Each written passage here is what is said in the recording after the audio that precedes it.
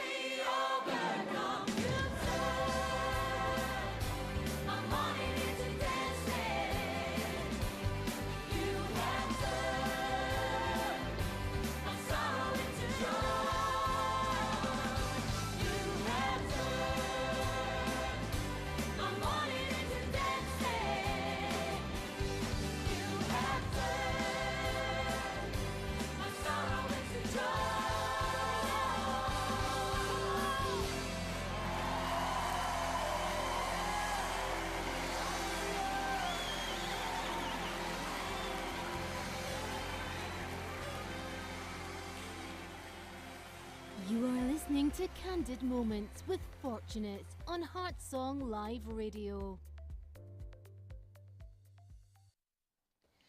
Okay, welcome back, everyone. Good afternoon once again if you're just joining us. If you missed the start of the show, I do apologize. We had a bit of a glitch to start the live radio on YouTube as well as Facebook. But you've just joined us on Candid Moments with Fortunate. Good afternoon. Today's topic is breaking the barriers of limitations. What do you understand to be the barrier of limitations? What are the barriers of limitations that you are facing? Why must we break the barriers of limitation? Then, let's think about it. When should we break the barriers? How do we break them? I have two wonderful women who will be sharing their experiences about breaking barriers this afternoon. My first guest, I'm looking forward to hearing her tell you all about her journey. And my second guest as well, she's very excited to tell you about the journey of breaking barriers and becoming a support and a community legend. I hope you will be able to enjoy more of this show today. Today is all about breaking barriers. The barriers that have limited us, the barriers that we do not even know were there. But we can break them. That's one thing I believe. So next one, I want you to believe one thing. For me, I believe the word of God. No matter what I'm going through, even when I'm tired, it's going to carry me through. There's a promise in Isaiah 46:4. It says, even in my old age, it will still carry me. So no matter the barrier standing before me, I know I will be able to survive. So I'll play the next song for you. Please don't stop believing. It's a beautiful day, and it's your turn to enjoy. The barrier's been broken.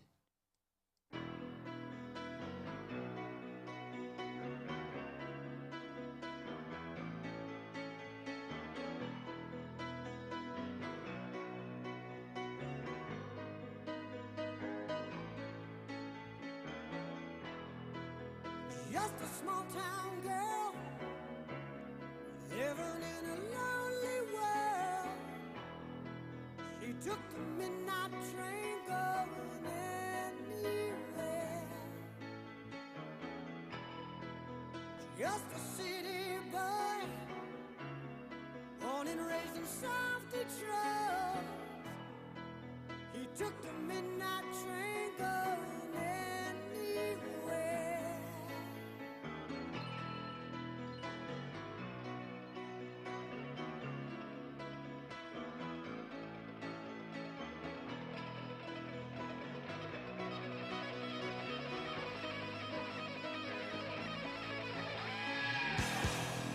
A singer in a smoky room, the smell of wine and cheap perfume.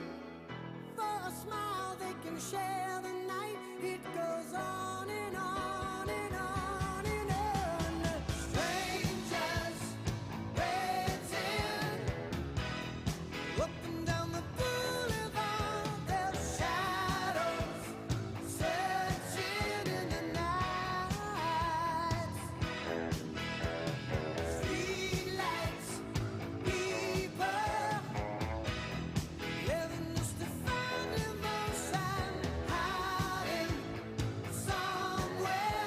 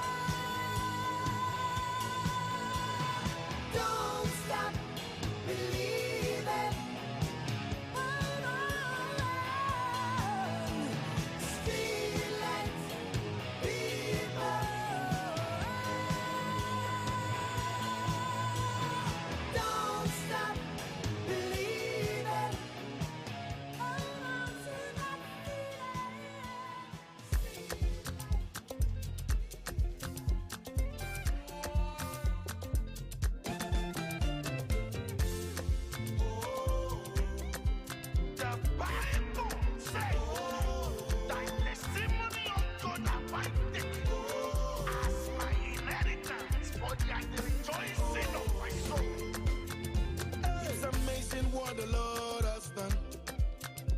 Come and see what the Lord has done. As he shock you, nice so he shock me too. Come and see what the Lord has done. Come and see what the Lord has done. Oh. Testimonies all me. Wait.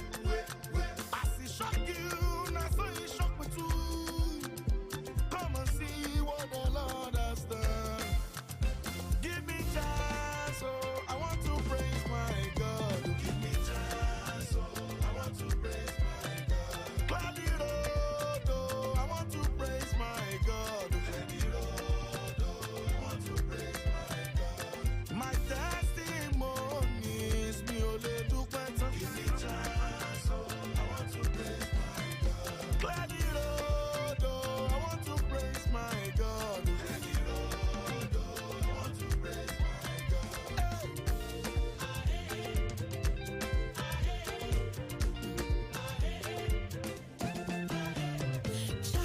It's amazing how you love me. It's amazing how you do the things you do for me. Testimonies, oti papa. Many blessings, oti surplus. It's amazing how you love me, Lord. It's amazing how you do the things you do for me. Testimonies, oti papa. Many blessings, oti akmaka.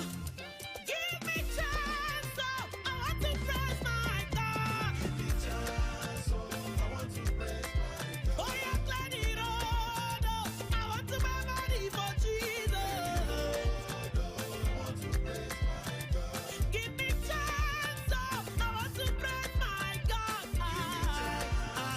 I want to praise my God. Now only the know what you do for me.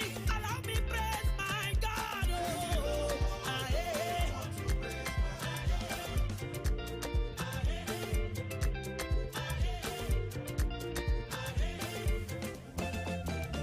Come and see, testimonies for Shekoto.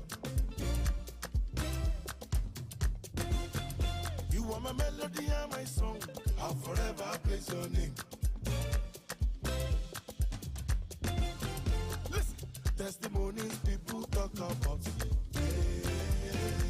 And if you shout, I cannot marry. Testimony speaks louder than voice. I can't wash it best. How are you, my dear God?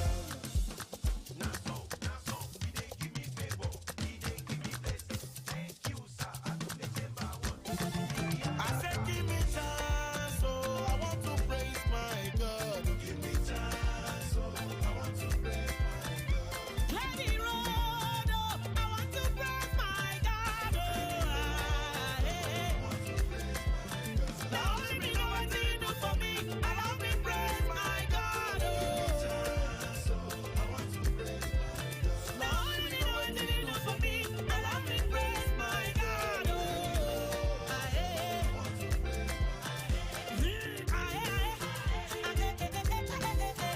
Somebody say aye. Clear the road, shout aye.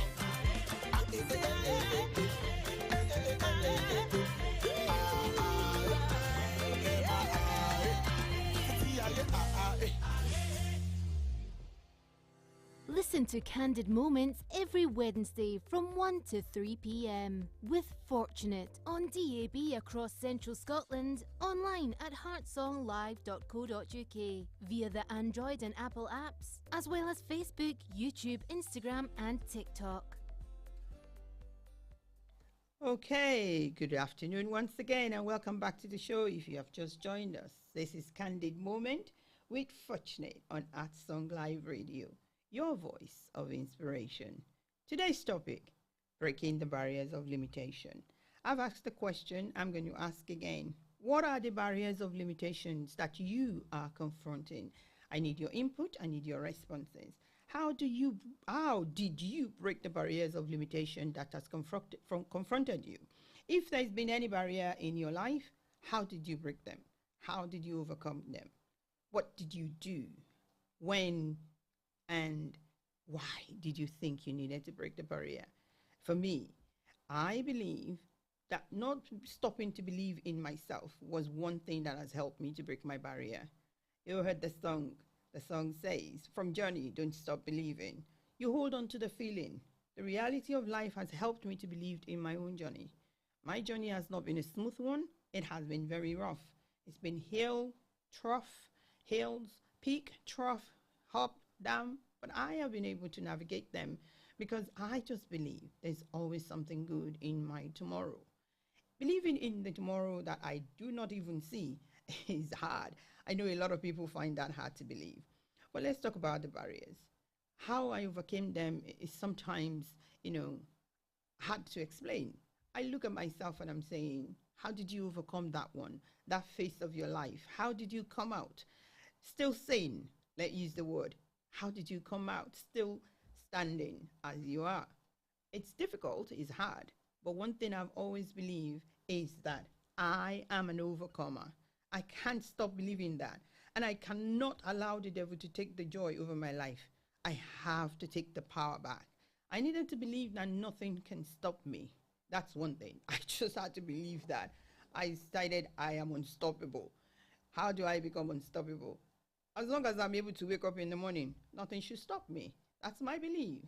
I wake up in the morning and I tell myself, Fortunate Esther Abiola, today you're unstoppable. You can do what you set your mind to do. Just believe that God is going to make a way for you. Each day offers a new page for each and every one of us.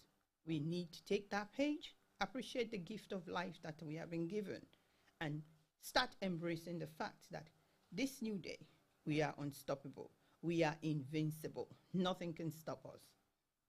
So, before I go once again, I want you to answer me the question, what is your understanding of breaking barriers of limitation? Should anything stop you from pursuing your goals? Should there be anything that says you can't achieve this? Do you believe you are invincible and unstoppable as well? Because if you believe in that, then I can honestly tell you, your thoughts are right. Your mind is right. You are able to achieve that which your mind set itself to achieve. I am Fortunate Esther Abiola, and I'm playing this for you because I believe you are invincible and you are unstoppable. My guest will be coming on in a few minutes, and after this song, I'll be able to introduce her to you. I'm looking forward to hear her tell you about how she became a barrier breaker.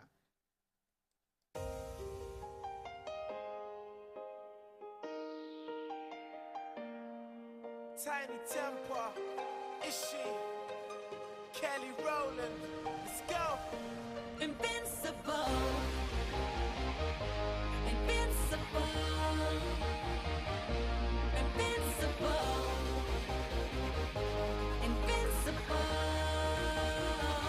We're invincible. Yeah, they said we shouldn't. They said we wouldn't. Look where we are.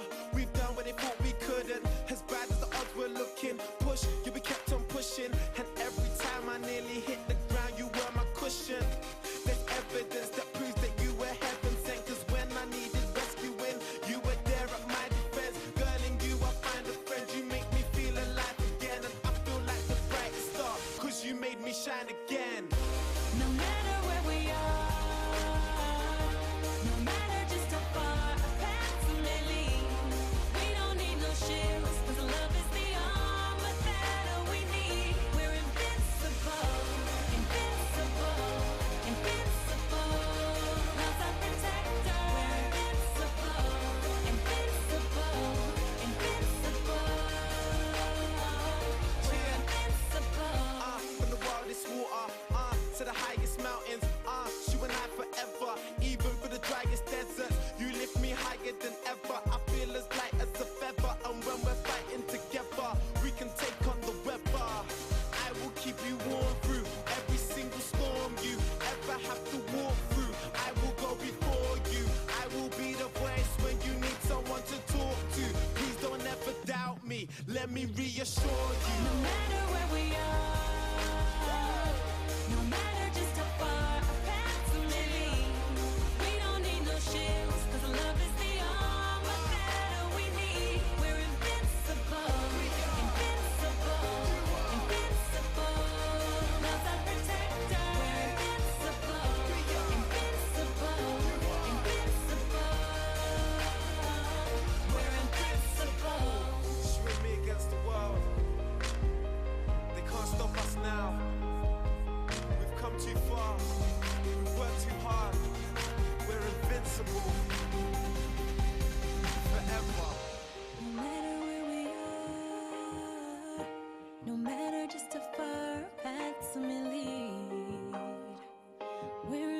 No matter where we are, No matter where we are, no matter just how far our paths may lead, we don't need no shields, 'cause love is the armor that we need. We're invincible, invincible, invincible. Love's our protector. We're invincible, invincible, invincible. We're invincible.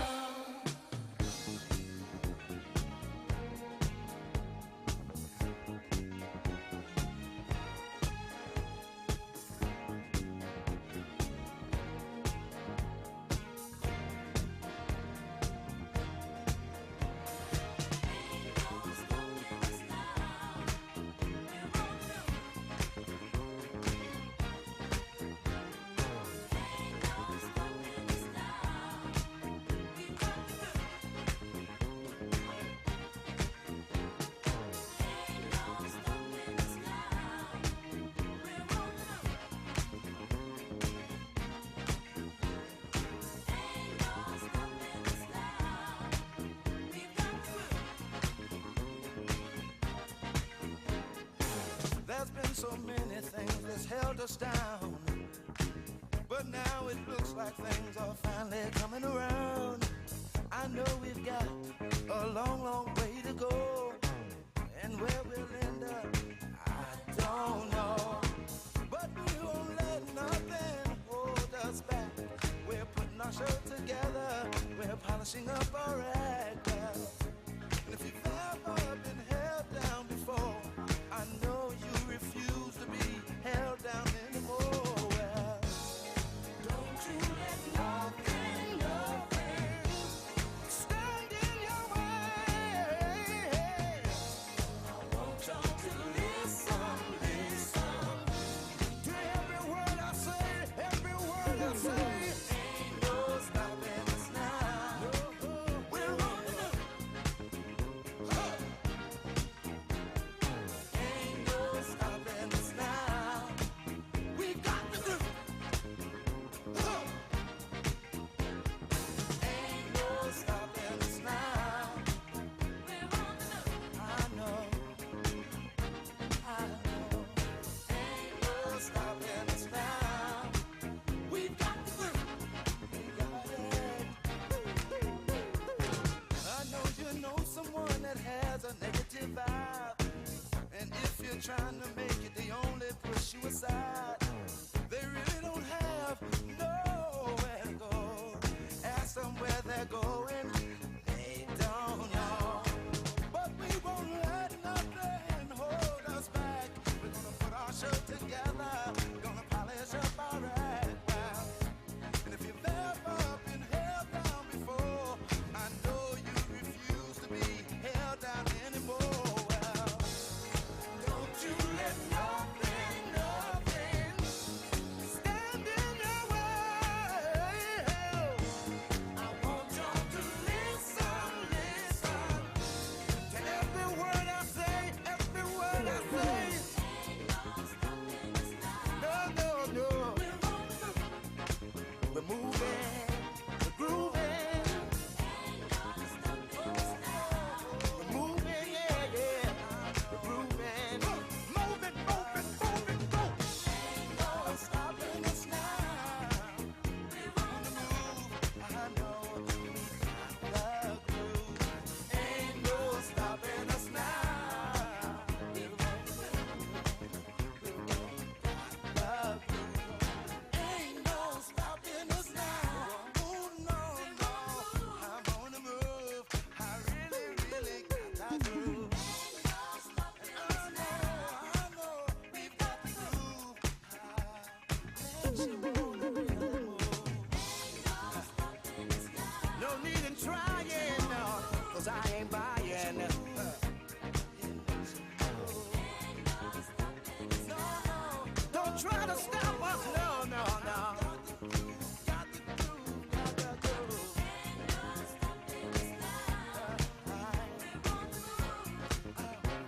I really, really got that groove. No need in denying, well, I ain't lying.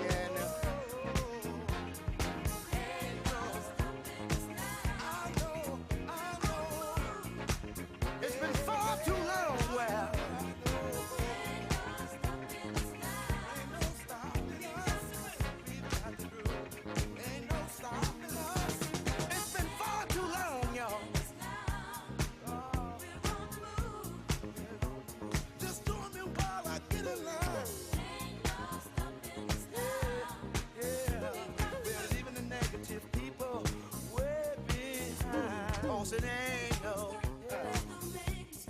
Please, please, please. Don't make me stop. See, I don't know where we're going or where we're gonna end up. I'm moving on. But see, we're gonna keep trying. We're gonna keep trying over and over. Yeah. I said it ain't no stopping. No. See, it ain't no way, no way. We won't keep us down. See, our time has finally came around.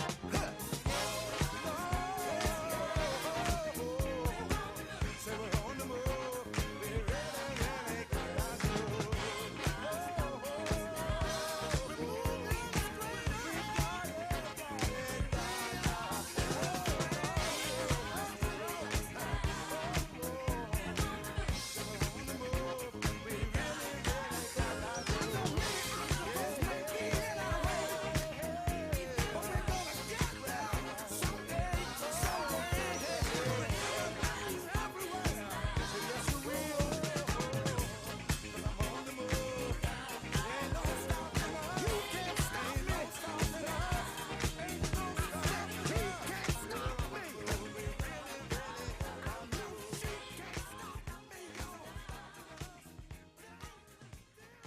You are listening to Candid Moments with Fortunate on Heart Song Live Radio. Welcome back to the show. If you've just joined us, this is Candid Moments with Fortunate on Heart Song Live Radio, your voice of inspiration. Wow, we are invincible no matter what we are going through, no matter whatever it is that is in our way. All we need is love to believe in ourselves. The self-love will take us further than we've ever imagined. You know, when you love yourself, you feel invincible. And guess what? The son from McFadden says, where nothing can stop us. We're unstoppable. We need to become total believer in our ability to ride the waves of life and break every single barrier. So this afternoon, I have with me my wonderful, wonderful friend from a long time, long time. She's my friend for almost 2 decades. Would you believe it? I'm sure she probably doesn't believe it herself. But it's almost 2 decades now. BB, my darling, yes. BB Clement. I'm introducing to you this beautiful, beautiful soul. Hi. Good wow, what a privilege it has been. It's nearly 2 decades. 2 decades. I'm so grateful for the day our path crossed, BB. I am. You've been, such a blessing to me, an encouragement. Many times she said, Biola, you are rising again. Don't worry. Many times she said, I don't even know how you do it. But me too, I'm looking at her and saying, BB, I don't even know how you're doing it. But here we are this afternoon. We're talking about breaking barriers. And my first guest is my friend from way past, BB Clement. Yes, ma'am. Tell me a little bit more about BB and her passion for those on the spectrum. Just tell me and the audience, tell my listeners, tell everybody listening all over the world. Would you believe it? This your girl is transmitting and people are listening all over the world now. Yes. Tell us about BB. Tell me about your passion for children on the spectrum. Tell me. Okay. All right. So before I do that, I just want to say congratulations on this program. It's so well needed, and I can't think of anyone better to deliver this message in this time. So well done. Well done. So as you said, my name is BB Clement, and I've had the privilege of being Biola's friend for, you're right, I can't believe it's been nearly 2 decades. But yes, alongside my husband, I run a group of small companies, and my background is law. I'm an employment lawyer. I also do a lot of public speaking, corporate training, that kind of thing. And I have 2 wonderful sons, one who happens to be on the autistic spectrum. And so I guess that's where my passion comes from, because it's, it's very real for me. It's my everyday experience. but also particularly for people in my specific community, the Black community, who are struggling with children with special needs. I'm very passionate about enabling them to still live a great life, irrespective of the hand that life has dealt them. Thank you, Vivi. Enabling children to live the life that they are entitled to, even though they're on the spectrum. I love that. I really do. My next question is, how did you come to terms with the diagnosis? Let's be honest. For me, when they told me my son, it was 3 years old, and, you know, I was expecting some things to be happening. They weren't happening. And I went for his assessment, and I was told he's on the spectrum. I think the first thing I did was sit down and think, I do not have a clue what this is. But I can remember calling you that day and saying, Bibi, what do I do? But for you, I'm glad you were there to encourage me to be able to come to terms with the diagnosis, even though it took me a few years to come to terms. But for you, my question is, how did you come to terms with the diagnosis? Well, like every other parent, I found it initially very difficult. I think it was particularly more difficult for me because we'd had a long history of infertility. He was our first child, and we'd had a long series of miscarriages. I think I had about 5 or 6 in a row. Wow. And we had actually been told that there was no way we were ever going to have children. But God is God and showed himself up on our behalf. So I kind of think, I don't know if I mentioned, but I am a Christian as well. So I don't know, the way the gospel had been sold to me at the time, I was kind of under the impression that there were certain things that could not happen to a child of God. So I think when I first of all discovered that my son was autistic, it was initially I had to deal with the shock that, wow, so life Christians as well, you know. Of course, I know Christians had hard times, but something like this I didn't think would happen to a Christian, ignorant as I was at the time. And so there was that initial shock. And then I think because he was my first child, I didn't initially know what to expect by way of development, but I knew that something was wrong. The usual signs, you know, them, they look at you, can't see you. It's always like he was looking through me. He wasn't responding to his name. He was tiptoeing everywhere. And I'm purposely naming some of the things I saw just in case there are any parents listening who are noticing certain things like that in their children. They don't know what it is. But those are the kind of things that were happening. He started speaking, and then he lost his speech around 18 months. He could count to 20 before he was 2, but it was clear he had no concept of numbers, even though he could rattle off the numbers, things like that. So initially it was quite difficult to accept. But then after that, my husband and I quickly got into the mode of, okay, so this has happened. Rather than dwell on why me, let's look at what now. And so we both went into that mode, really, and committed to ensuring that we were, as much as it was up to us, we would provide the best kind of life that we could for our son. And that's what we set about doing. Now, having said that, it was still very, very difficult. And I remember my days were filled with torment. So, you know, all these questions would be going around my head. Will my child ever speak? Will he ever have friends? Will he ever be able to do anything for himself? Will he go to school? All those kind of things. Day in, day out, that's what I was torturing myself with. And I remember when I used to go to sleep, I used to have this really bad dream that my child was autistic. And then when I wake up, there was a split second when I think, oh my God, thank God it's just a dream. And then I'd realize that actually, no, your son is autistic. And then the torment would start again. So it was very, very difficult. And then, excuse me, one day I was sitting in the living room. By that time I had given up my job because I had to.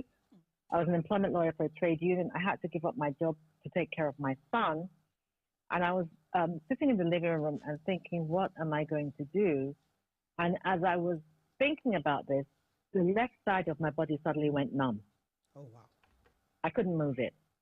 And, I'm quite aware of what happens with stroke victims. My father died of a stroke. My grandmother died of a stroke. So I knew what was happening.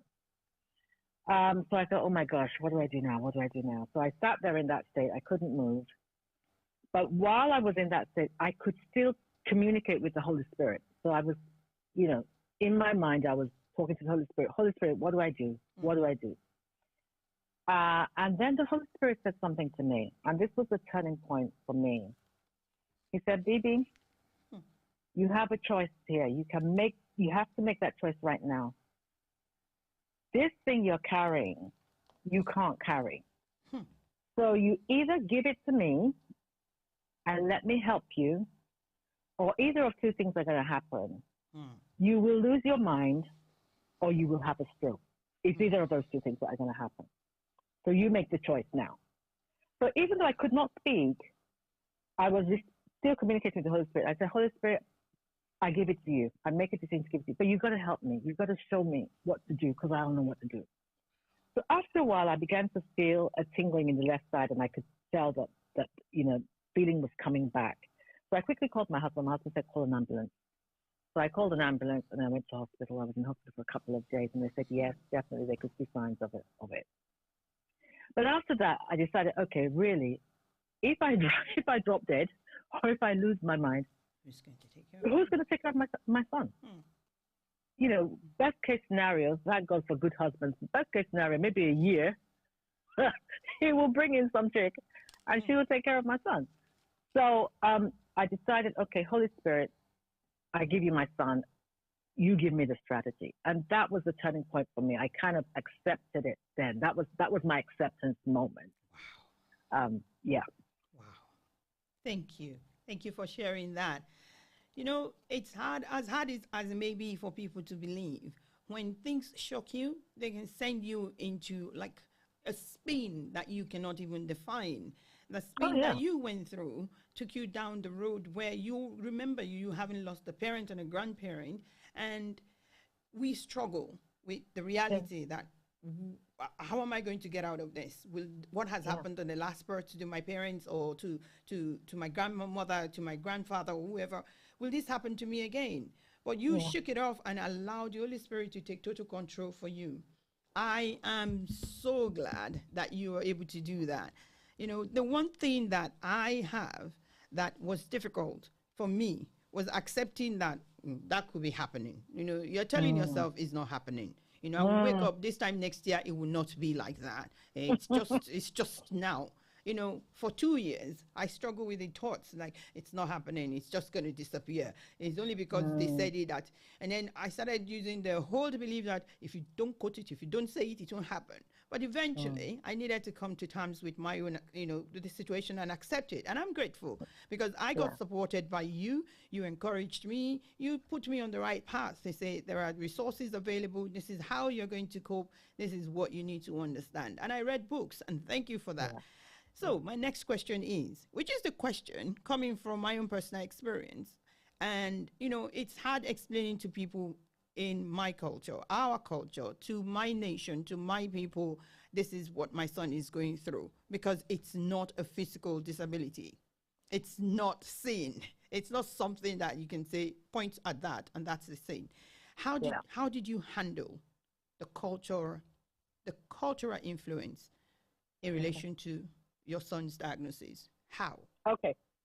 All right. So I think today things are a lot better because there's a lot more awareness of special needs and things like that.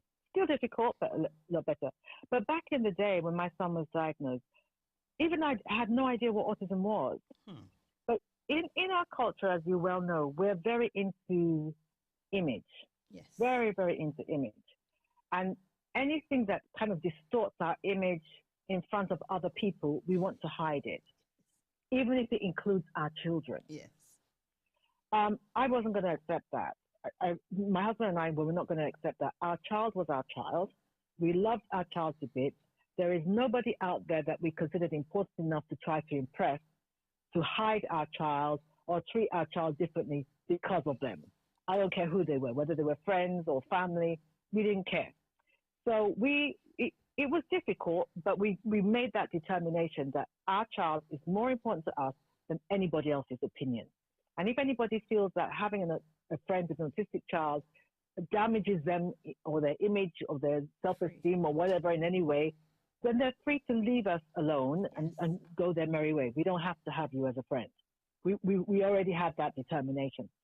And so we began to work through it. So, for instance, as you well know, having an autistic child can be very socially isolating. Yes. So what we used to do if we had to go to a party is we would we'd split ourselves up. As you know, like our parties tend to be ear-splittingly loud by way of music. I don't understand why, but they are. And our child has very high auditory sensitivity, so he can't take loud noises. So what we used to do is, all right, once we get to the hall, I would spend an hour in the hall. My husband would stay in either the car or in the corridor with my son. And then after an hour, I would come out, we'd switch, and then he would go into the party. That was how we managed that bit.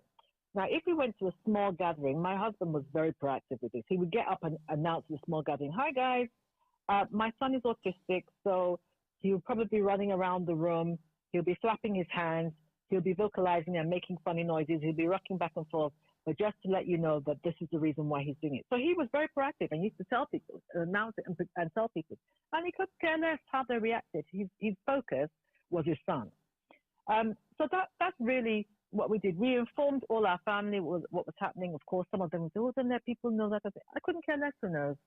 I'm not interested in anybody else. I'm interested in my family.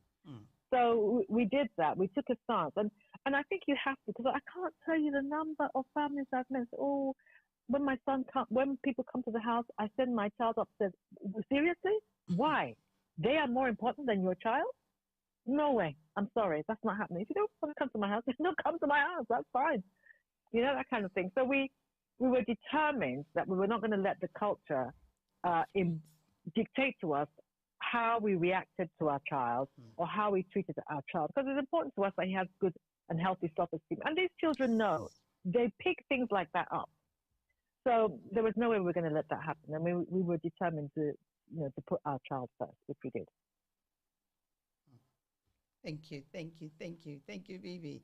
Putting the child first, it's the most important thing. Trying to explain to people why my son uses ear defender when we go to party, if I have to be there.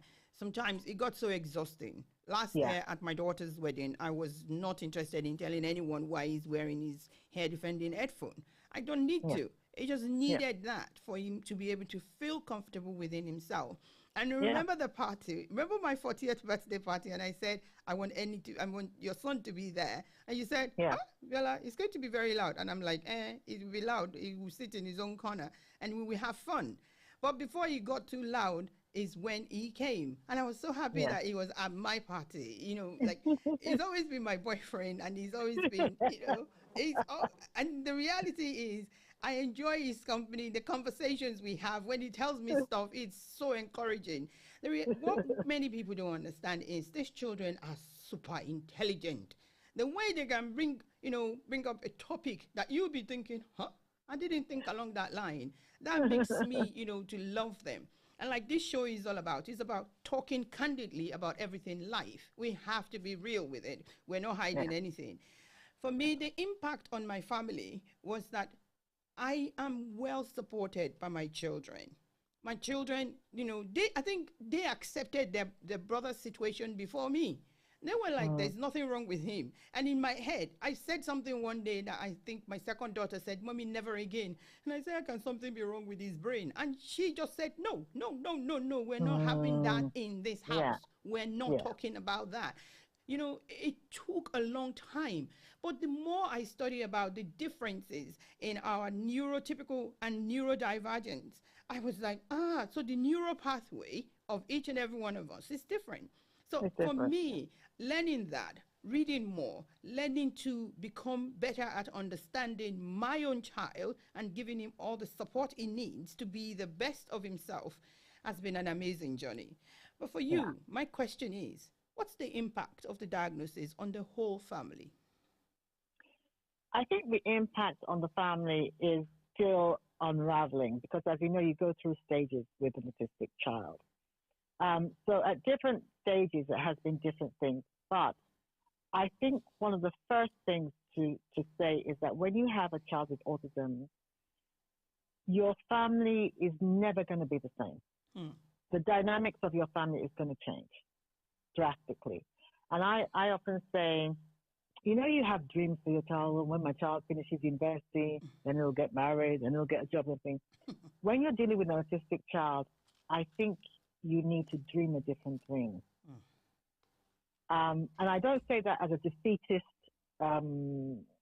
statement, but I think it's a saving grace statement that you dream a different dream. Doesn't mean you can't dream for your child, and there's nothing impossible for God. You might wake up tomorrow and your child might, you know, might be fine. There's nothing that's impossible for God. But in the meantime, or if that doesn't happen, you have to dream a different dream. Yeah. So obviously, I mean, my child is 23 now. He doesn't have any friends. Nobody thinks that their child is not going to have friends at 23. So every little step of the way, we celebrate every little thing that he does. Like the other day, I went to pick him up from college, and then we got to the bus stop, and he wound down the window. One of his classmates was standing at the bus stop, and he said, he shouted out the window, "Hi, so-and-so, have a good evening." I mean, I nearly hit the car in front of me. I couldn't believe it. He's never said that before. But going back to the impact on your family, so that's the first thing. Your family is never going to be the same, and you have to dream a different dream. Yeah. But two, I think everything is affected, and in ways in which I could never have anticipated. I would actually recommend that any family with an autistic child, they go for therapy, they go for counselling, because oftentimes different members of the family are dealing with it in different ways, and it's affecting them in different ways. Now, particularly men, let's go to men. Men, as you know, often don't talk about their emotions, but they're going through stuff, especially African men who, you know, they have a sense of pride, especially when it comes to their boys and that kind of thing. Oftentimes, they won't say what's happening. I can't say the number of couples I know where the husband has just gotten up and left, and it's because he can't cope with the autism. Hold on just a second. My son is at home today. Nearly, give me 5 minutes. Sorry, I'm supposed to be cooking his lunch.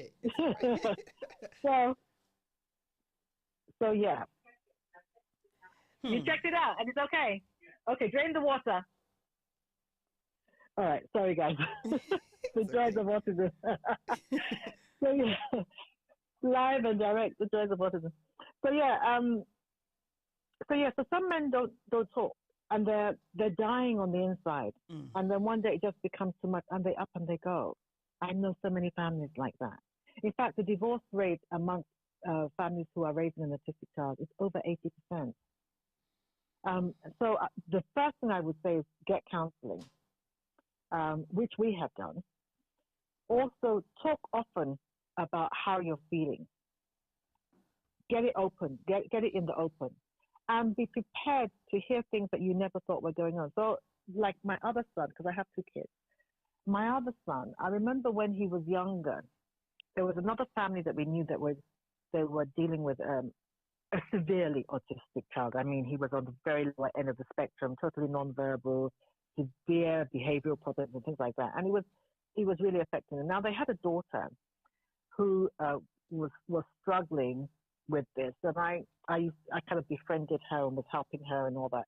So she was around the same age as my second son. So I remember buying her a book on autism and how to deal with an autistic sibling. So I was telling my son, I bought this book for so-and-so and everything like that. So he then read it, and then he began to tell me all kinds of things that he was feeling that I had no idea that he was feeling those feelings. So I thought, wow, this is an eye-opener. And even recently, we were telling my younger son off because he had snapped at his brother. And we had to say to him, listen, he may be autistic, but he's your big brother, so don't ever forget that. And he said to us afterwards, he's really sorry that he didn't mean to snap at him on a personal level. He's just frustrated by the fact that he doesn't really have an elder brother. And we never thought that he felt that way. And he's in his 20s. So it is important that you are and I think women are better at this than guys. It is important that you're regularly testing the temperature of what's going on in your family when you're raising an autistic child. Even the autistic child, because a lot of times we underestimate their level of feeling. Yes. Even with the autistic child, it's important to test the waters.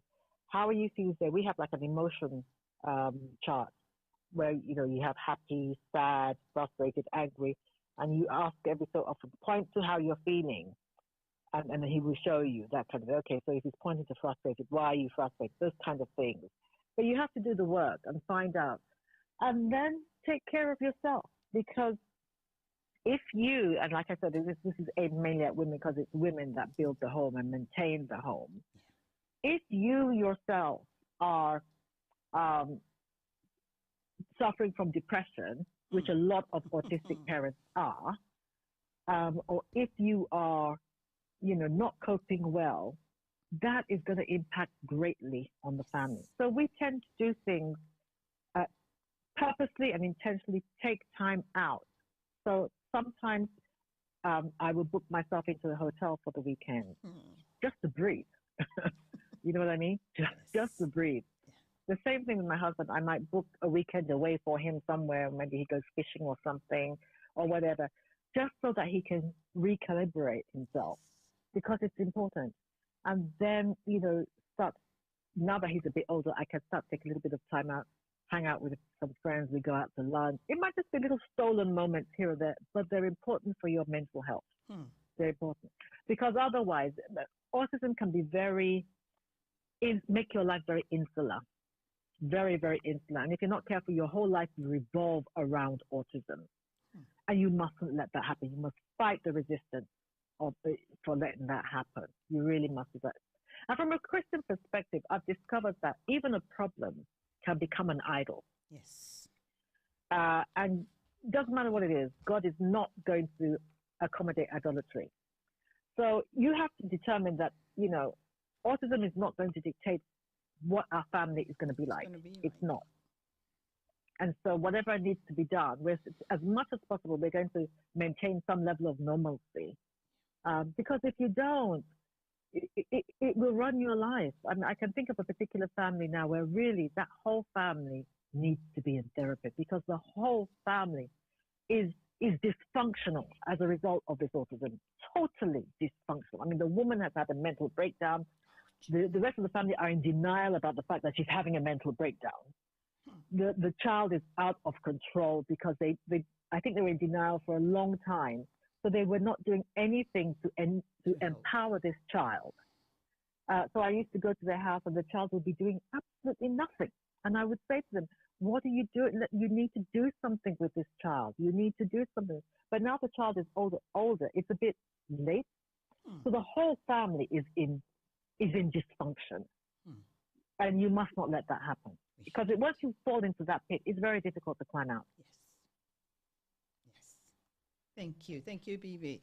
The pits that we can fall into when we're in denial is really very, very, very, very, very, very bad. But for me, I say to you and to everyone listening, if you have a child with a special need, nothing makes them less of a person. Nothing. Absolutely nothing makes them less of a person. If you have any question and you want to ask us, you can send a message to my number. The number is +44 7305 080 411. +44 7305 080 411. You can type your comments or questions onto Facebook as well as on YouTube. We'll be able to read the comment and ask the question on your behalf. For me, the impact on my family was the fact that I didn't want people to know. But you see, one day, my brother, I think he didn't know that, he tried, he took me out and then we were talking. He said, I don't want to offend you, but I want to tell you something. And I think I suspect something. And I'm like, okay, what is it? He said that my son went to spend the weekend with them. And he said he noticed something. And I started laughing. I said, oh, you've noticed that he's autistic. He was very shocked. I'm like, oh, I just didn't tell anybody, but I know, I've accepted, because he was able to see some things in him that he felt, no, this is not it. This is, and his wife called his attention to it to say, I think you should tell your sisters this is. I'm like, oh, I already know that. I just didn't want the rest of the family to know, thinking I'm protecting myself, you know, culture-wise, hide away is the best thing. But, you know, the journey for him is very unique. There's a lady I follow on Instagram. I think her name is Tola. She has the handle Raising Kevin. The way she has encouraged me. And sometimes when she says stuff, I'm like, I saw that in my son. My son is, you know, it feels good. And like you said, we can have a desire to raise the path and say, my son is going to go to secondary school, from secondary school to university. No, the path for them is how they dictate it to be. When he's in a place now where he needs to decide, is he going to uni, is he going to college, is he going to apprenticeship? For me, I'm like, I want to help him to make that decision. I want to help him. But the sisters, they are my uncle. When I'm trying to bounce, the two of them will hold me left and right and say, oh yeah, settle. Let's deal with this. You know, it's amazing. I always say that, you know, I don't know. I say to people, being a single parent and raising responsible children, I don't know how I did it. But those two ladies, they have been a very solid anchor for me. They always bring me back to reality and say, we'll talk about that. Not now. Sometimes when, you know, like when he got his result and, you know, he had A, B, B, C, and I think he had a D. My son was so sad in the D. The D is something he doesn't need. It's insignificant. He had A, B, B, C, C, and a D. The D is just a subject he needs to just pass. He was crying. He was like, I'm like, Jesus, if I have A, B, B, C, C, I would not even think about the D. But for him, it was too much of an overwhelming situation. But the sisters were on hand to get him to enjoy the feeling of the success. Me, I didn't know what to do. I'm just telling him, you pass. You're okay. You know, that's just me. You already have 2 A's, 2 B, 2 C. You passed. There's nothing to worry about. But they got him to a place where he was able to feel comfortable within himself. Maybe I'm thankful for you this afternoon. But there's still one more question I'd like to ask before I go through and see whether anybody wants to ask a question. My question is this. How has having an autistic child affected your journey? Okay, so I think I'm a lot more, I'm able to identify with other people's pain a lot more. Also, of course, whether you like it or not, once you have an autistic child, you will learn patience. You will definitely learn, which is not my forte because I tend to want things to be, you know, like that. But having an autistic child, you can't go at your pace. You have to go at their pace. So, for instance, my son likes repetitive games. So, and he likes lists. So he might start with, do you know J-Lo? Then you say yes. Who else do you know? Then he has a list of female pop stars that he wants you to rattle off. And once you come to the end of it, he wants to start again. Now, me, I can only play that game like 3 times before I need to pull my hair out. But he can play that game for 50 times and doesn't care. So it's definitely taught me patience, definitely taught me how to identify with other people's pain and to look beyond myself. I don't know how this works, but I think when you, especially if it's something that you are in pain about, when you leave your pain and look outside and see who can I be a blessing to, something happens to your pain. I think I have found my healing in being a blessing to other people. So it has affected me that way. But also, I don't want to paint the wrong picture that, you know, it's all been dandy because, you know our situation. Clearly, it hasn't.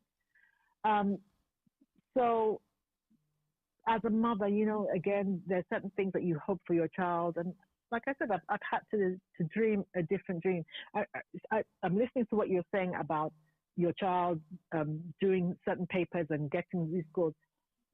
My son is not academic at all. He can read and write because we taught him how to read and write, but he's reading at the level of a 7-year-old. And the whole idea of O levels, A levels, all that is out the window. It's not happening. But when he graduated from his secondary school, the last school that he was in, on the graduation day, he spoke. They had a presentation, and he did a presentation. He'd written it himself, and he spoke. It was very basic. I love my mom and dad. I like my teachers. It was very basic, but I was so proud. I mean, the three of us, me, Dad, and Cersei, we were sitting there crying. We were just crying. And we celebrated that with him as if to say he had won an Oscar or he'd got 3 A's in his A levels. So you should have heard me shouting and screaming, and everybody was staring at me. And I don't care, because I know how far we've come. Yes. So yes, I've had to accept that every step is a blessing. Thank you.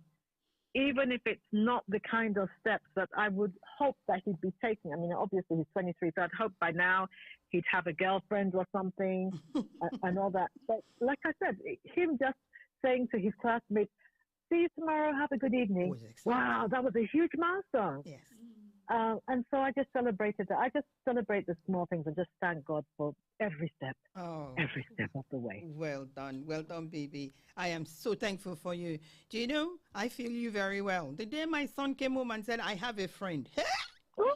All the sisters, all of us went, "He has a friend." Do you know, it was amazing. And then Daniela, my daughter, was like, "Mommy, he has a friend. We have to know who this friend is." And, we made an arrangement with the mom of the friend, because we were like, "He has a friend. Hey, in this life, he actually has a friend." And we all the hopes and the joy of he has a friend was overwhelming. And he has a friend, but he's always had one friend before. He is my friend. He's only been associated with that one friend. And then he came back and said, "I have a friend." I said, "We have two."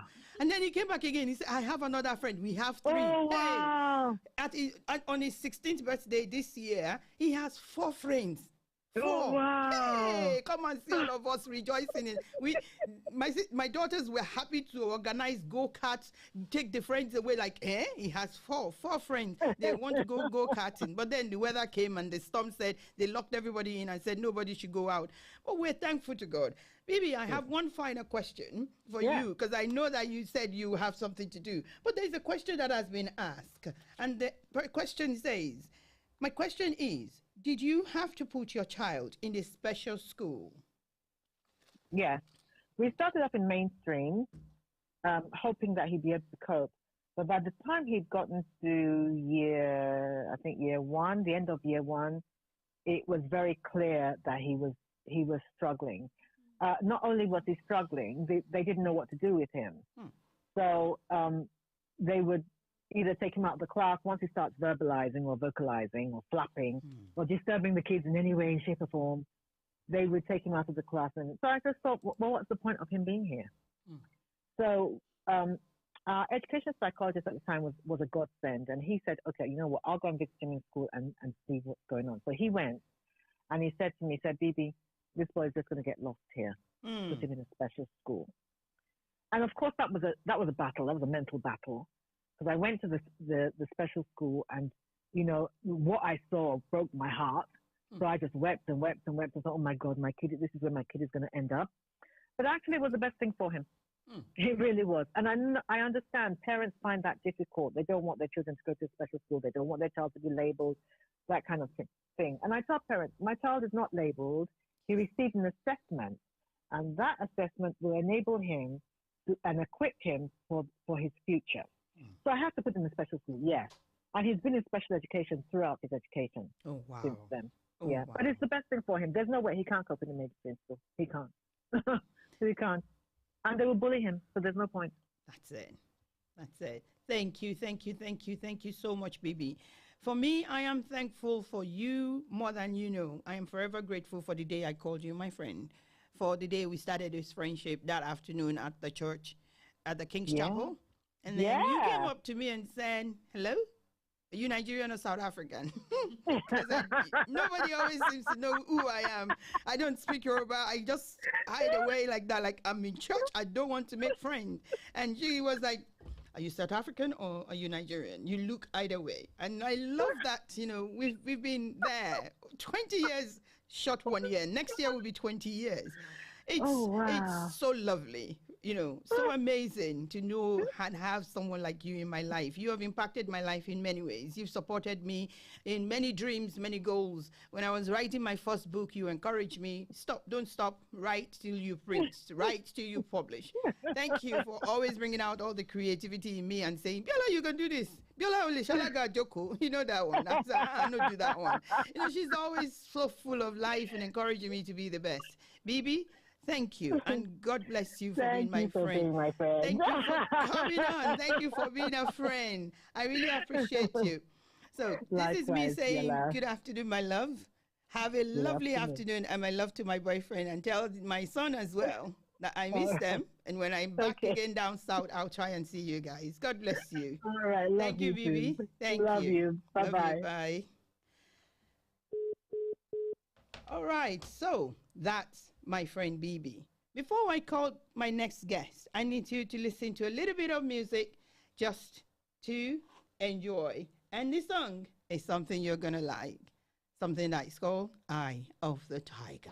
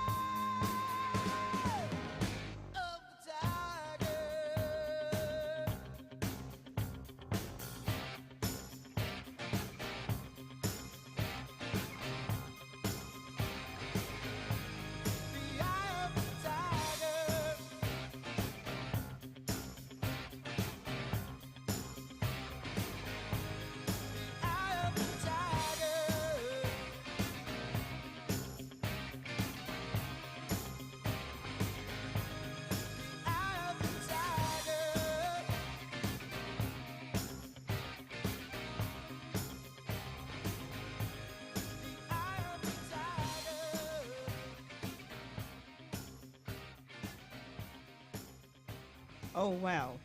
Welcome back to the show. If you've just joined us, this is Candid Moments with Fortunate on Hat Song Live Radio. So, I need you to just bear with me one moment while I get my next guest to join us. My next guest is a woman, just like the song said, has the guts to rise up and break the barrier. I want you to join me to welcome my wonderful, wonderful woman. Her name is Donna. Let me tell you a little bit about Donna. I met her through a Facebook page in 2017. In 2017, my head was clouded. My life was, busy. Thoughts that were flying in my head included the thoughts of suicide. Yes, I said the word suicide. I wasn't sure how to, juggle life anymore. I've just graduated. I can't get a new job. I can't do this. Life was so busy. My mind was overwhelmed. This woman then came on Facebook Live that day. She was talking about herself. And I looked at her and I said, why is she telling a story of being the mother of someone who completed suicide and is happy to help somebody else? She became a passionate person I wanted to meet. From 2017, I started following her on Facebook, her page, Niels Hogg Foundation. I'll listen to her live broadcast. I get encouraged by her. This is me. Everybody think I am strong enough. I'm managing it. But my head gets clouded and my mind gets busy as well, just like anybody else. But this woman became an encouragement to me. And I dreamed and desired and hoped and prayed and, said, one day I'm going to meet her.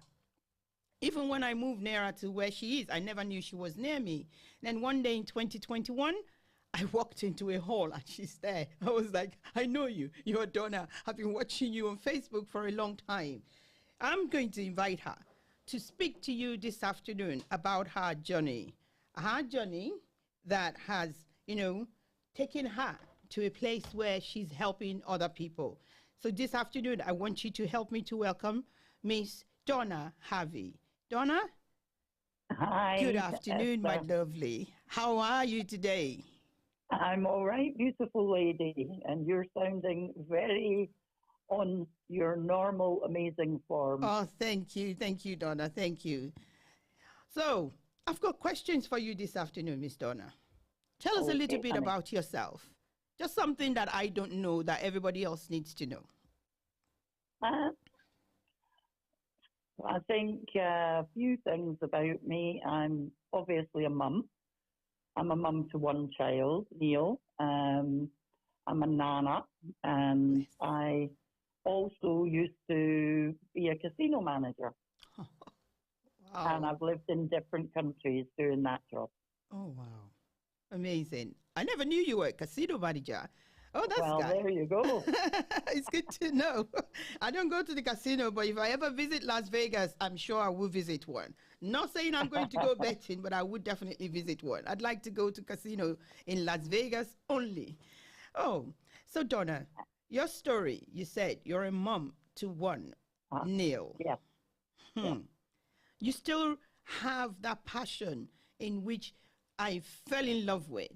You still recognize the love that you have for your son. And that same love is what you're using to help others to come to terms with grief that is due to suicide as well. Now, for me, my question is, Donna, how did you come to terms with Neil's painful exit? All honesty, you never come to terms with it. Never. But you find a way to survive and eventually live. But that hole in your heart never goes. And I find I very rarely, which is strange, speak about my son's death. I speak about my son's life. Because I was blessed to have him in my life. And, so if you want to know anything about him, you're going to hear about his life and how funny he was and how he was my best friend and, the things we used to get up to. And that's what helped me survive, thinking about the fact that I'm blessed to be his mum. Even though he's not here, I'm still his mum. So, I spoke for him when he was here and I speak for him now that he's not here. Wow. I'll rather speak about his life rather than his death. See, I can reconcile with that so very well, because a lot of people know how much I speak about my mom as if she's still here. You know, she's been dead now for almost 41 years, but I still speak about her life because of the impact and the influence her life had on me. The things she raised me the way she raised me, the things she taught me, the stories she told me, I've been able to pass on to my children as well. I believe in speaking life, even though they may be dead, but the life they had with us is a life we can carry on with. Thank you for that. When it comes to, handling the emotions around, bereavements, how do you handle your emotion to become such a positive influence on others that are walking the same path? How did you do it? Well, initially I seek support and I spoke to people to help me, because I think if you bottle it all up, then it's really difficult later on to find a path that's going to be the right way for you. So, for me, I've always tried to do something positive out of negative things that have impacted me in life. And that's how I survive. Other people, that's not how they survive. So there's no right or wrong way. But before I set up the charity, I studied at West Lothian College, and I did Introduction to Counselling and the COSCA course, which is listening skills and on the journey to being a counsellor. I am not a counsellor. What I am is somebody who understands what the people I'm sitting in front of are going through. And I knew that I would come into contact with other mums or other people who had lost somebody in the same way as I had. And I needed to find the strength to be able to be with them in their grief and not in my grief, if that makes sense. Yes. So if I'm absolutely on my knees, and believe me, there are days I'm on my knees, but if I'm on my knees when somebody's explaining to me what they're going through, I'm not the best support for them at that moment, because then I don't have a clarity about what would help them. So there are days where I can't string a sentence together. I can't read an email. I can't imagine putting a foot in front of one other. But I do, and then I look back and I think, where did the years go? Because every day is a bit like a lifetime.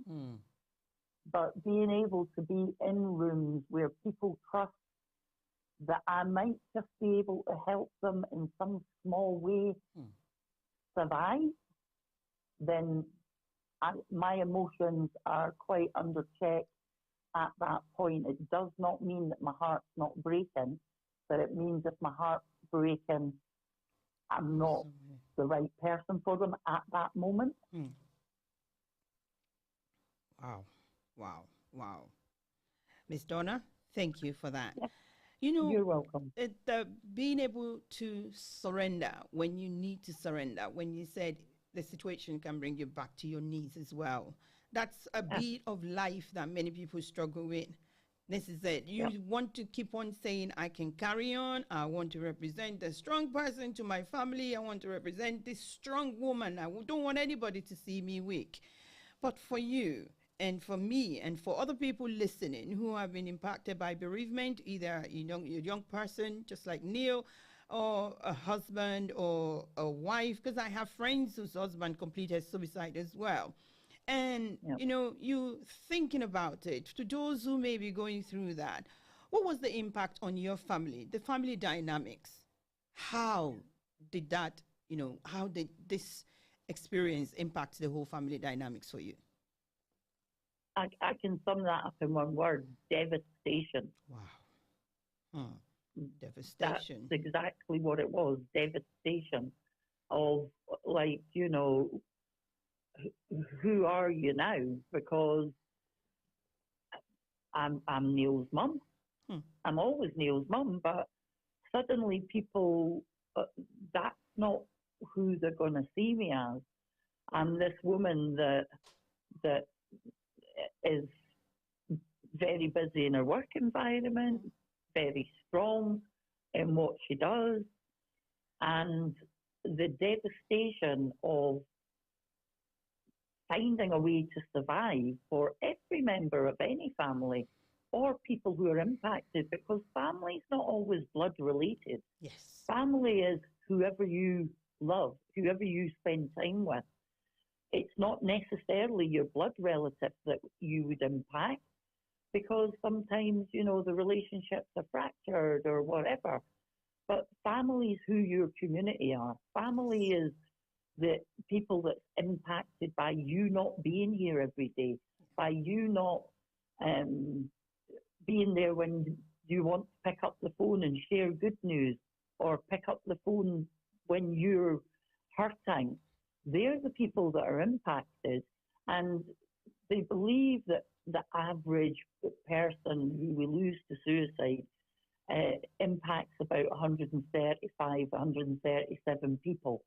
Because there's a ripple effect. It's like if you throw a stone in the pond, the people who are impacted are immediate family, immediate friends, the people who found the person, the work colleagues, the people that they went to school with, the people that they're at college with. Whoever it is, there's an impact and a devastation on that community of people who loved and cared for somebody. And that love doesn't change. So the devastation that is left behind is truly unimaginable. But we have to, you find a way to be the new you that you are. But I think what happens is people's expectation that you're suddenly going to come back and be the you that they used to remember. That's not going to happen.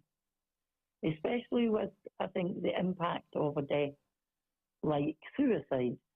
You know, you can't possibly come back and be the you that you used to be. So that's what I would say it is, devastation. And people who die from suicide have no understanding of the magnitude of the devastation they will leave behind, because at that moment, they're in such pain, they can't imagine continuing, and they also think they're probably, and I don't mean all, because I can only talk for the impact that it's had on the people I know, they think that the world's a better place without them, but that's just not true. And they think that they're maybe taking themselves out of the equation might be more helpful to the people that love them, because then they won't be worrying about them. And some people just don't even tell people what's on their mind. And that with it brings a devastation of its own. So absolutely the impact of losing somebody is devastation. Thank you, Donna. Thank you so much for that. The devastation. I remember the conversation I had with you, and you asked me one question, said, who do you think will be hurt the most if you decide to have gone the path you wanted to go? And I said, it probably would have hurt my children the most, and I probably would have been very, very, it would have really hurt my children the most too if I'd, gone the way I wanted to. I am talking about this because I have attempted suicide in the past. I did this in 2005 as well as in 2015 when I thought life was no longer meaningful. I'd lost so much money, my marriage is broken up, everything was happening to me, and I didn't seem to have any help. And I was just tired of being seen as, just a mother. And I was struggling with immigration issue as well. So my head was very, very deeply clouded and things were going wrong. But when I met you and you asked me if that decision had fallen through, who would have hurt the most? And I said, my children. Then you said to me, no. You said it would have hurt everyone who knows me and loves me for who I am. And that question is when I decided to say, I'm never going to be selfish anymore. I'm going to let the love in me to keep on spreading around. And I thank you, Miss Donna, for the many things you have done for me. You've allowed me to go through many counseling sessions, and I've also been able to train as a suicide assist person under your organization. So I understand the symptoms of suicide. I know when I am going down that road or my thought is taking me down that direction, how to bring myself back to the center. The same way I am available for anyone who feel the need to talk to me about feeling like that. Niels Hogg Foundation, we're based out of Croft Head in Livingston, West Lothian. If you need help, you can always check out the website, check out Niels Hogg Foundation on Facebook, or you can call Miss Donna. I'll give you the number. I'll put it on my Facebook page later. This is an organization that is willing to help you, and easily you can call Samaritan as well. They will listen to you. I remember Miss Donna sending me to Breathing Space. Do you remember? You said this is one you can talk through the night. Breathing Space is a Scottish-based organization. She said, whenever you're overwhelmed and you just want somebody to talk to at night, because you know the impact of loneliness. Loneliness is also there. When I'm feeling lonely and at night and I just feel overwhelmed, Breathing Space are always there to listen to me and say, talk to me. But today I am blessed that I've been able to learn how to talk to people. I no longer keep my mouth shut. I talk. I say what's on my mind and I say what I'm going through. Thank you, Ms. Donna, for helping me to do that. Now, no problem. I need you to tell us about the Button of Hope and the Lothian Speak named their quilt. First, tell us about the Button of Hope. What is the Button of Hope? Could I just answer something that you'd said earlier? Just sort of, you'd said that you felt that you were being selfish. Yes. When people are suicidal, they're not being selfish. What they are is in absolute pain. So, you know, you were never selfish. People who die from suicide are not selfish. What they are is people that cannot think of another way of stopping pain. So you managed to find somewhere where you could talk, and but I'm delighted that that happened, because now you see a different route for yourself, and you know where you can reach out to. And doing this radio show is amazing, and it's sharing the word, and hopefully if somebody needs us or needs Samaritans or Breathing Space or Shout, they will hear this on the show. So that's great. But now on the big positive stuff that you were asking me about, there's two campaigns that our organisation are involved in. So the Lothian Speak Their Name quilt is a quilt that is touring Scotland at the moment, that was made by different family members who have lost somebody to suicide. And we all made a patch that represented the person we lost. And it's about highlighting that the people we lose to suicide are people who have been loved and people who lived, and they are not just a number. Because what happens is people see statistics. They don't see humans. We need them to see the people. And with the quilt, there is actually a book that has a story about each individual patch and the story about the human being that was lost. So recently we had it at Howden Park Centre, and we will have it again. Sparks is going to have it, and we are going to have it in the whole of June. So it will be touring around West Lothian. And anybody can go along and see it, and anybody can read about it. And it is very powerful because you see the love in each one of the squares. We will eventually have another one, but that won't be till starting in 2026. And the reason for that is so many people weren't ready to put their love down on a quilt. But they are going to be, and so many more people sadly have lost loved ones.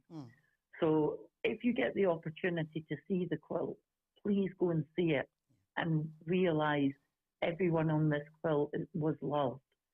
And if you're interested in making a square because you've lost somebody, please reach out to Lothian Speak Their Name or Niels Hugs, and we will put you in the right direction for when it's going to start. The other huge thing is a national campaign that is going to be going to 20 locations around Britain, and it's called the Baton of Hope. We are the only place in Scotland, in West Lothian, that will be bringing this baton to West Lothian on September the 5th this year. Okay. And we will be travelling to different locations in West Lothian where people will be walking, carrying the baton in a relay that will represent hope about surviving suicide or surviving the loss of somebody to suicide. And it is the biggest national suicide prevention event in the country. We're talking about it on our page, so please look there.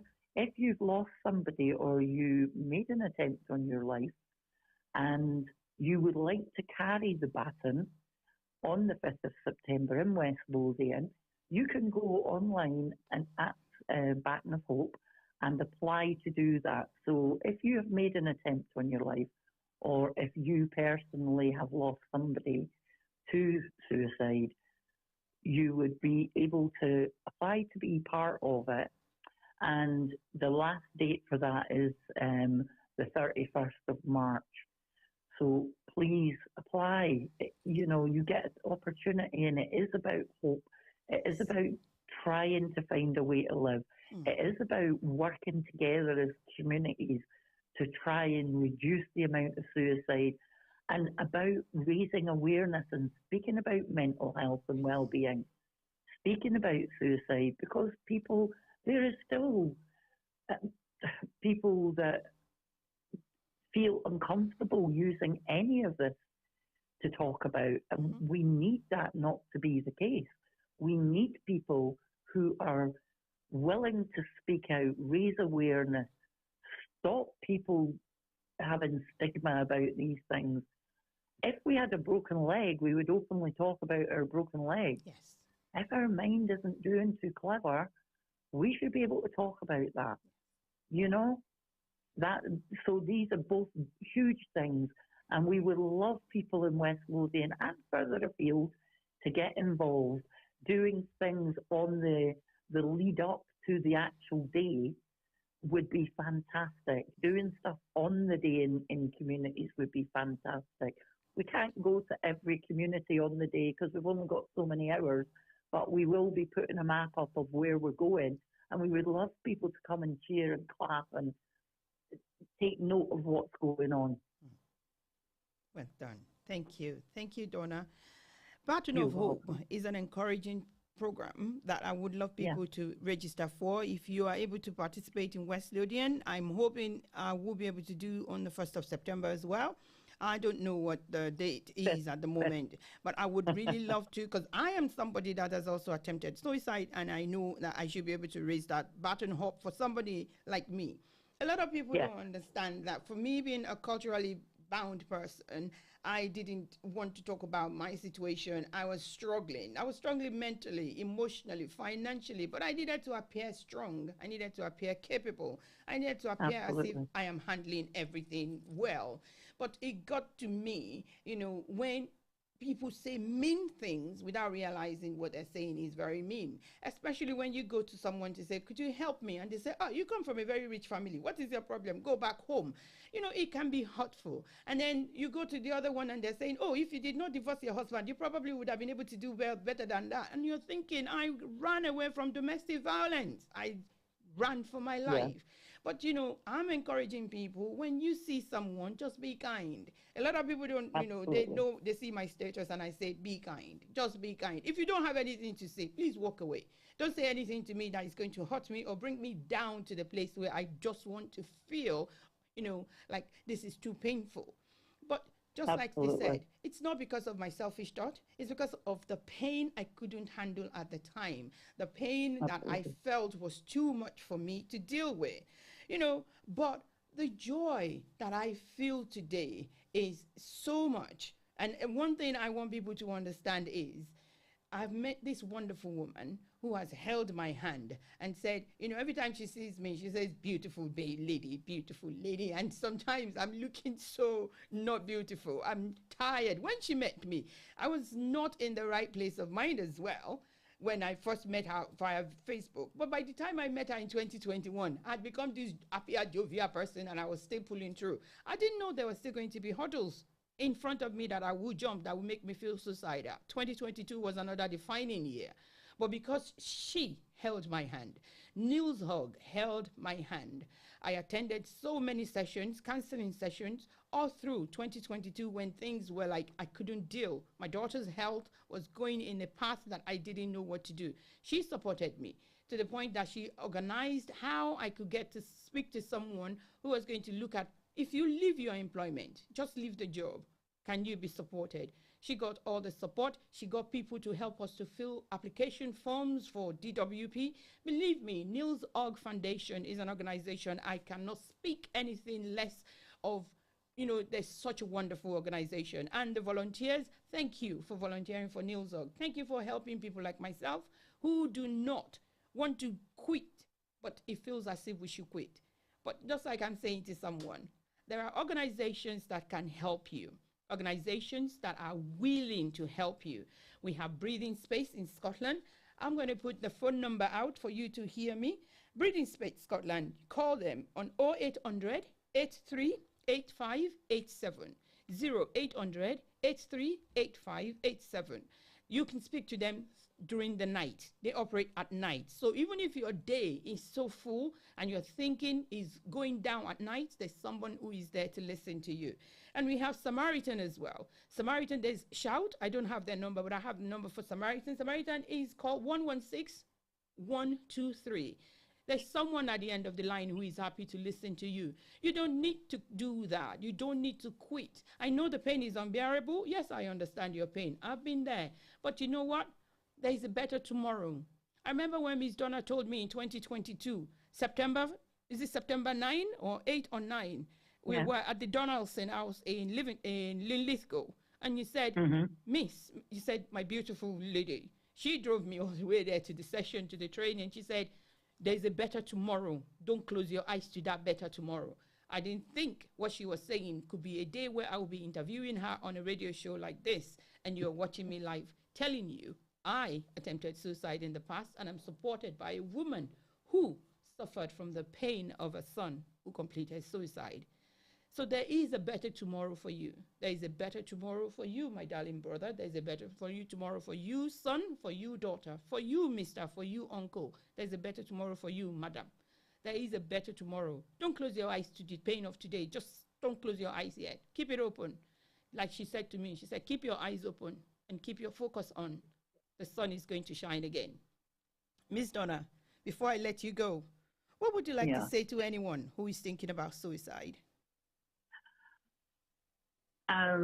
There's a few things. Firstly, reach out to somebody, anybody you trust, and say that you are struggling.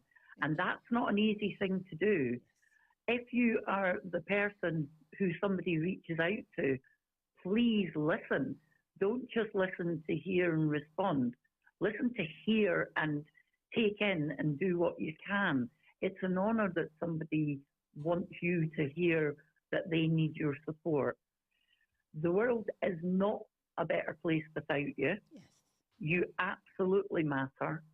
There is nothing in this world that cannot be fixed.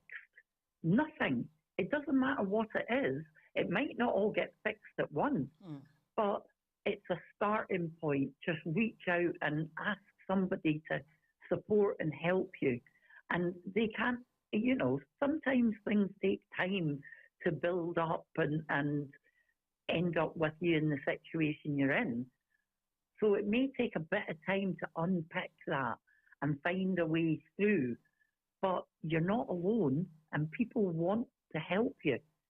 Just reach out to somebody that wants to help you. And Shout is a text organisation. So I know a lot of young people don't want to, or even ourselves, we don't want to talk to somebody when we're struggling. But reach out by text even, we will help. We are not a crisis service, so we're not open at night time. I've got to sleep sometime, people. But, you know, and at the weekends, but there are organisations that are out there for crisis. And if you reach out to us, we will call you. We'll have a chat with you. We'll find out what the whole picture is. And then we'll work with you what you need, not what I think you need. Yes. It's pointless me encouraging you to come to a group if you hate lots of people. You know, what's the point in that? You're already being set up to fail. So let's find what works for you. Let's help you the way we can. And sometimes you think you're ready for help and you're not. That's okay. You can come back. We never shut the door. You know, come back when you are ready for support and help. But we're not the solution. We're part of the support. Yes.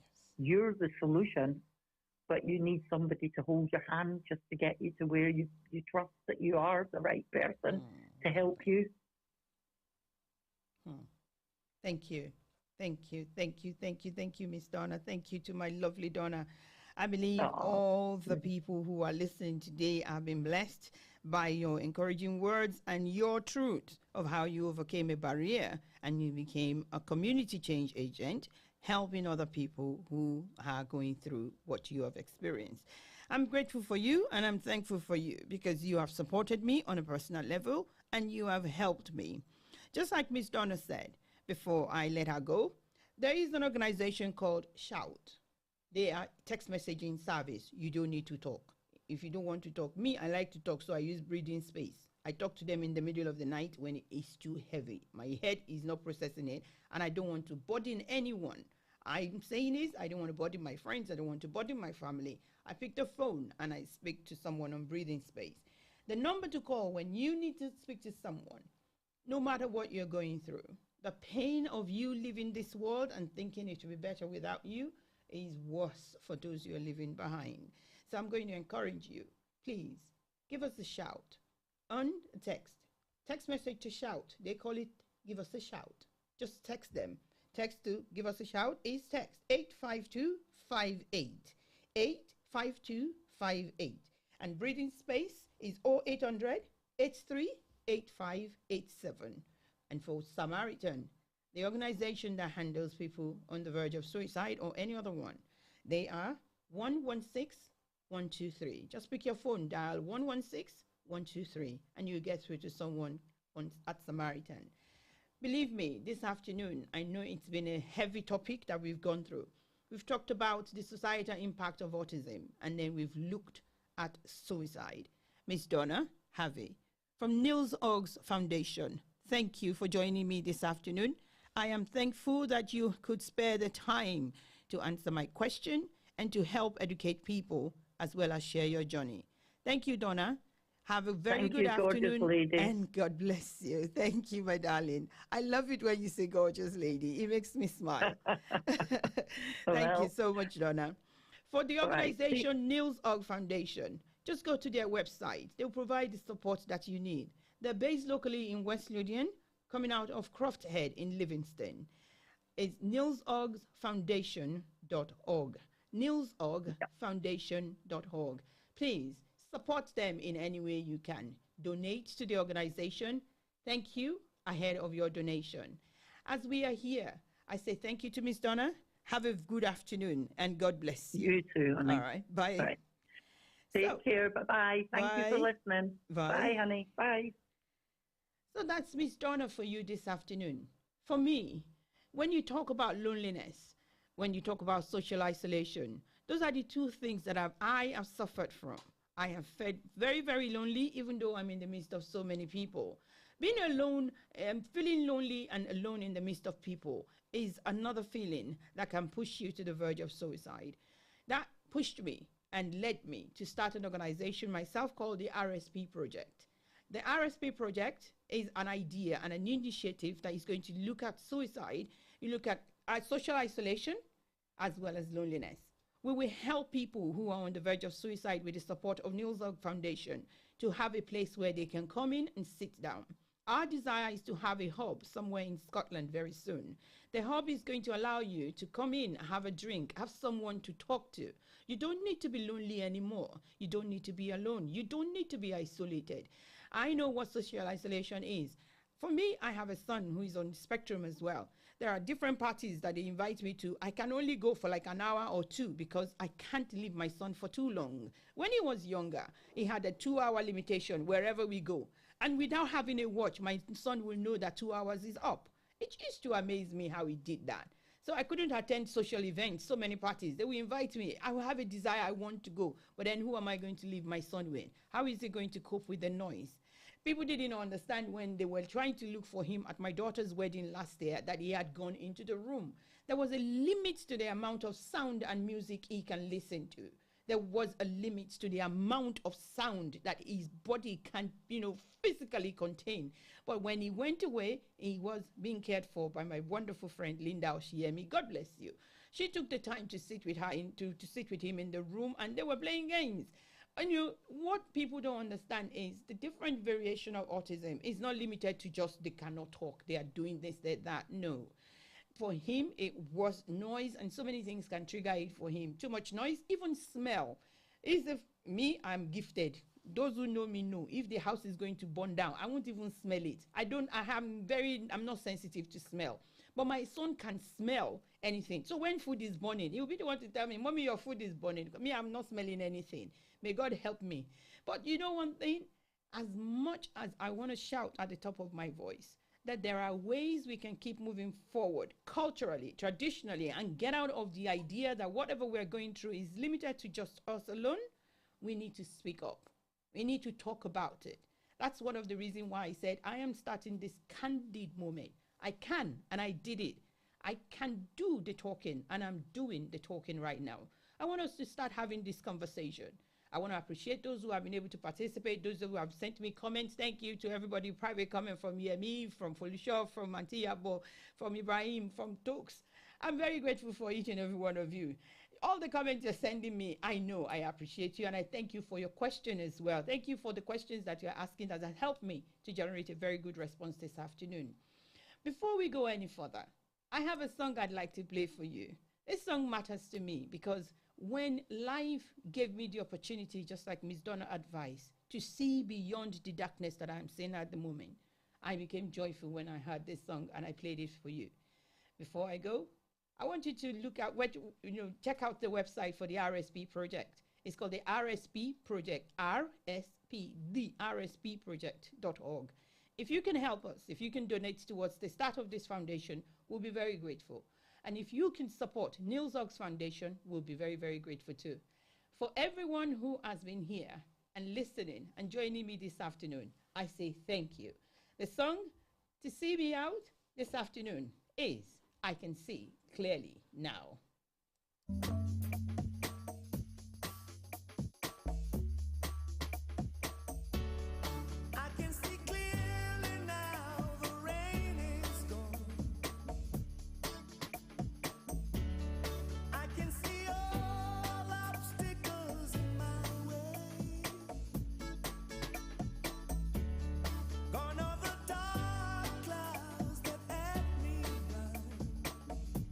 It's gonna be a bright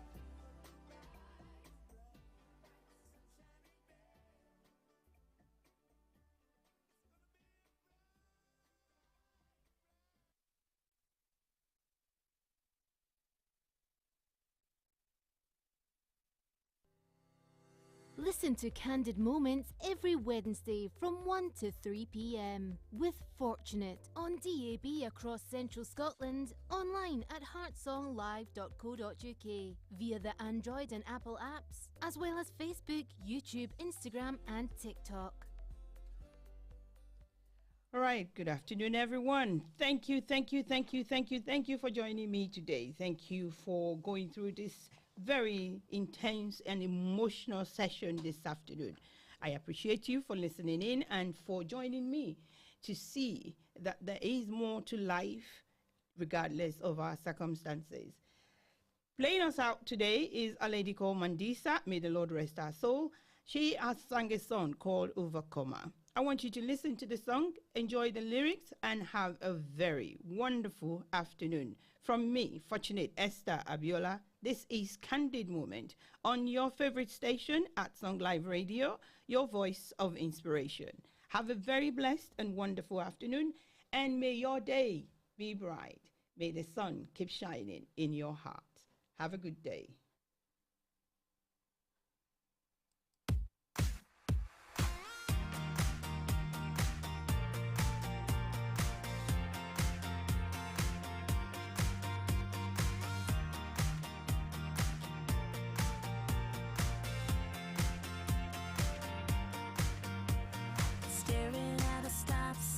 Watching people drive by, T-Mac on the radio.